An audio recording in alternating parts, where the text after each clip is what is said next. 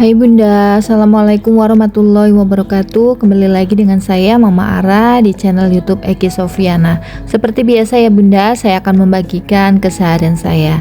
Hari ini saya mau bersihin kolong meja kompor ya ini Bunda, karena sudah kotor dan mau pilih-pilih bawang nih, karena ada beberapa yang harus saya bersihkan ya, termasuk dari tanah-tanahnya ya, karena memang belum saya bersihkan beberapa hari ini, jadi saya mau bersihkan hari ini ya Bunda, karena sudah kotor. Sambil saya bersihin kolong meja kompor, saya mau sharing sedikit ya Bunda. Ada beberapa hal yang mendorong saya itu untuk memilih gaya hidup minimalis ya. Mengubah gaya hidup termasuk hal yang paling sulit buat kita lakukan ya Bunda. Gaya hidup yang sudah lama dijalankan tentunya memberikan kenyamanan besar, bahkan mempengaruhi siapa saja ya yang dekat dengan kita gitu. Ganti gaya dapat berakibat pada perubahan circle, atau setidaknya seseorang mesti akan banyak pertanyaan ya dari diri kita gitu, karena gaya hidup kita ini kok jadi berubah gitu ya, pasti banyak pertanyaan ya Bunda. Apalagi kalau perubahannya ke arah yang minimalis gitu. Beberapa orang mungkin langsung mengira bahwa kita itu dalam masalah keuangan yang serius, padahal belum tentu ya Bunda. Yang melatar belakangi perbuatan atau melatar belakangi kita untuk memilih gaya hidup minimalis ini ya karena keinginan kita sendiri, dan ada beberapa hal untuk kita belajar menjadi minimalis dapat tumbuh dengan kesadaran pribadi kita ya tentunya Bunda. Tentu tidak secara seketika, melainkan pelan-pelan sehingga orang lain baru melihat perubahan gaya hidup kita setelah beberapa lama. Sekarang kita tak perlu lagi heran melihat perubahan tersebut dalam kehidupan teman-teman kita atau dalam keluarga kita ya, apabila kita dalam situasi seperti yang akan saya jelaskan. Boleh jadi kita punya pemikiran atau ingin tertarik berganti gaya hidup menjadi yang minimalis ya Bunda. Nah, ada beberapa hal yang mendorong saya itu memilih gaya hidup minimalis. Yang pertama, sumpek melihat banyak barang Bunda. Semua ada masanya ya, termasuk berkaitan dengan kesukaan orang membeli berbagai barang. Selama bertahun-tahun sejak punya penghasilan sendiri, atau mungkin kita sudah berkeluarga gitu ya, membeli barang tidak hanya terasa menyenangkan, tetapi juga tampak sebagai cara membuat rumah lebih hidup. Akan tetapi kini mungkin tak lagi seperti itu ya Bunda. Banyak barang di rumah justru membuat seseorang itu merasa sumpek Bunda. Berada di dalam rumah tidak memberikan rasa nyaman dan lebih suka di luar rumah. Namun tentu saja kita tidak mungkin melarikan diri dari rumah kita sendiri tentunya ya Bunda. Nah, pilihan yang paling masuk akal hanyalah memulai mengurangi barang-barang di rumah dan berkomitmen untuk tidak lagi belanja sesering dulu ya. Kita ingin merubah menjadi tempat yang paling nyaman buat segala aktivitas, dari istirahat sampai bekerja ya. Itu cuma bisa diraih apabila rumah kita itu lebih lapang dan terbebas dari tumpukan barang ya Bunda. Jadi saya karena sudah merasa sumpek terlalu banyak barang. Nah, dari situ saya mulai berpikir untuk hidup minimalis ya, mengurangi barang-barang di rumah saya. Yang kedua, penurunan pendapatan atau meningkatnya kebutuhan.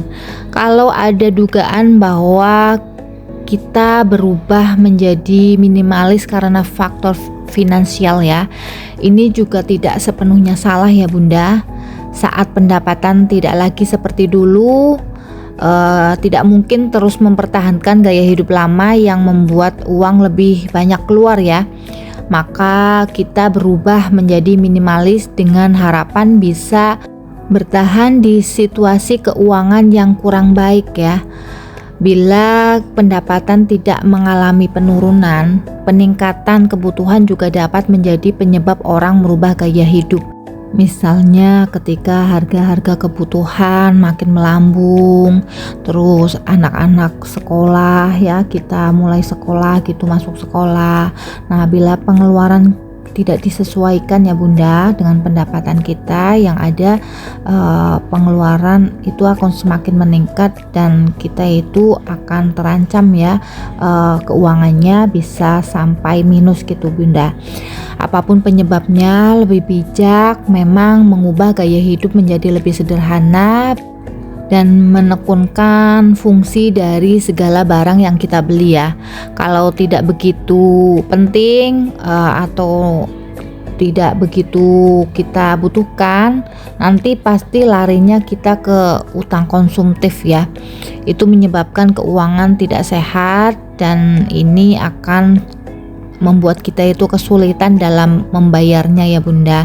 Jadi berpikirlah untuk membeli barang-barang yang benar-benar kita butuhkan saja ya. Jangan karena lapar mata terus kita akhirnya beli barang-barang yang tidak kita butuhkan, yang membuat pengeluaran kita semakin membengkak. Yang ketiga, keinginan berdonasi Bunda. Donasi tidak melulu dengan uang ya Bunda. Terpenting sesuai yang diberikan itu bisa bermanfaat dan sesuai dengan kebutuhan orang lain ya. Bila ada begitu banyak barang di rumah yang tidak lagi digunakan dan cuma memenuhi ruangan rumah aja ya, kita dapat sumbangkan ya Bunda. Misalnya nih contoh mainan anak-anak yang banyak ya, yang sangat berantakan, itu kita bisa bagikan ke panti asuhan. Begitu pula pakaian yang masih pantas untuk kita berikan ke korban-korban bencana alam atau masyarakat yang kurang mampu ya. Juga buku-buku yang telah selesai dibaca dan dipelajari untuk kita sumbangkan ke perpustakaan. Kalau tumpukan barang-barang di rumah sudah habis didonasi, di waktu-waktu berikutnya seseorang bisa mulai menyumbangkan sebagian dari penghasilan kita ya. Tidak sulit lagi menyisihkan uang, bakal menjadi derma gitu apabila kita itu telah memulai terbiasa dengan gaya hidup minimalis ya. Barang-barang lama sudah dikeluarkan, kedatangan barang-barang baru pun lebih dapat kita kontrol ya. Sebagian uang, jatah belanja, keinginan otomatis bisa disumbangkan ke orang-orang yang membutuhkan. Yang keempat, tidak lagi mengaitkan barang dengan kepercayaan diri dan kebahagiaan ya Bunda. Dulu makin banyak barang dibeli dan dimiliki mungkin efektif untuk meningkatkan kepercayaan diri kita ya. Apalagi kalau barang-barangnya itu bermerek. Rasanya sangat bangga ketika memakai atau membawanya ya. Akan tetapi kepercayaan diri serta kebahagiaan diri yang dirasakan lama-lama terasa semu. Sebab jika kita tidak memakai barang itu, kepercayaan diri itu langsung drop. Bahkan bila dalam beberapa waktu kita tak membeli barang bermerek yang lain ya, kita menjadi gak bahagia gitu. Tentu kita tak dapat terus-menerus begitu ya Bunda, sehingga merasa perlu mengurangi ketergantungan pada barang. Hidup kita bakal lebih mudah dan menyenangkan apabila bisa percaya diri dan bahagia dalam banyak waktu tanpa perlu mencarinya dari barang-barang tersebut ya Bunda. Dengan atau tanpa memiliki dan memakai barang tertentu, kita merasa positif terhadap diri kita sendiri ya. Secara bertahap kita mempelajari dan menerapkan gaya hidup minimalis. Yang kelima, tren di kalangan teman sebaya. Berubah menjadi minimalis bisa dilakukan sendiri, tetapi akan lebih mudah kalau ada teman-teman yang melakukannya bersama-sama ya dengan kita ya.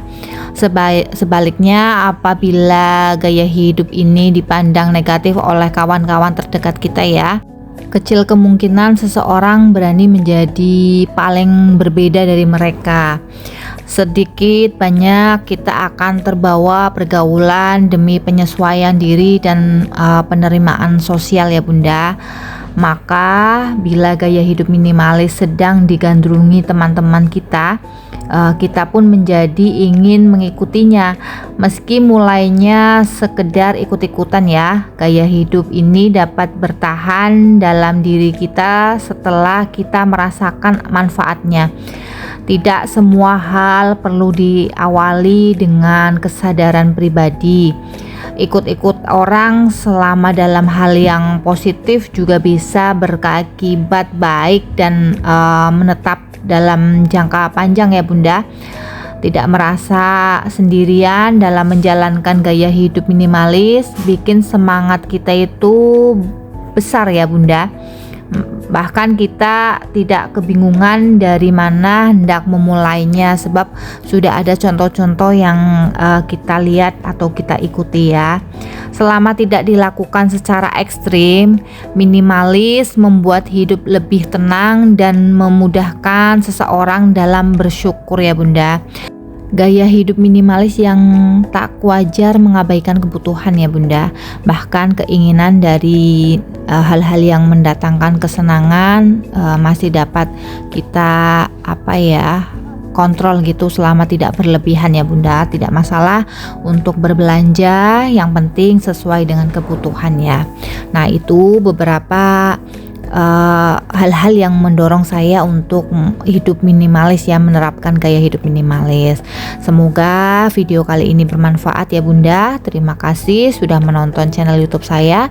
Semoga menginspirasi. Tetap dukung channel YouTube saya dengan cara tonton, like, share, komen, dan subscribe. Assalamualaikum warahmatullahi wabarakatuh.